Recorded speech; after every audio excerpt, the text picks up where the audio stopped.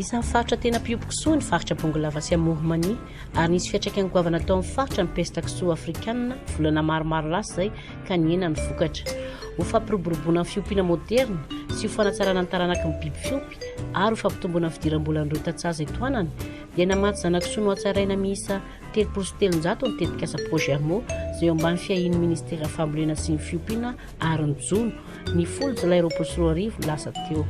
Izao nefa mpiompy kisoa hatramin'izay ary anisan'ny tao anatin'ny fangatahana nataon'izy ireo izay ilay fiompiana kisoa izay eo koa zany hoe misy an'ireo ilay ahitana an'ireo sous-produit na apombo torto faritra efa misy an'izay zany dia izay no hoe safidin'ny olona sady efa nazatan'ny olona dia nahatsaraina ilay teknika dia teo koa zany efa hoe toerana avy nisy pesta porcine izy ireo dia aminatin'ilay hoe fanatsarana hoentina amin'ilay fanaovana an'ilay ametrahana izay toerana vaovao dia tafiditra ao anatin'ireo région-n'ireo ireo koa moa faritra iasan'ny tetikasa tateo.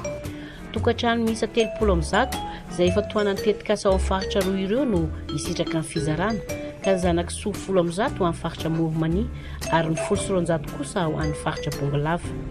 Misy ireo fepetra izay mife ireo tantsaha hisitraka ireto zanakisoa nohatsaraina ireto. Dia ilay hisitraka azy zany ireo ilay tantsaha aloha zany izay nanaraka ny teknika aloha voalohany indrindra. Manaiky koa satria misy contrat zany fanaovana aminazy ity hoe rehefa mahazo an'ireto izy dia misy ihany koa zany hoe karazana scène de solidarité mamerina ho an'ny tetikasa izy mba ahafahana manome indray ho an'ny hafa. Ankoatry ny zanakisoa dia nisy ihany koa tohana ava nentin'ny tetikasa.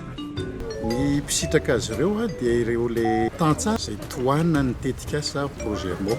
Izy ireto moa zany miaraka amin'ny pakizy omen'ny tetikasa hoe misy ny fanatsarana ny tranony, misy koa ciment stôle apoen'ny tetikasa, dia misy ihany koa fanohanana amin'ny fanaovana ny sakafony mandritry ny roa volana. Tanjona ny ampitomboana ny kisoa nohatsaraina manerana ny faritra sy ahatrarana ny fahavitantena ara-tsakafo.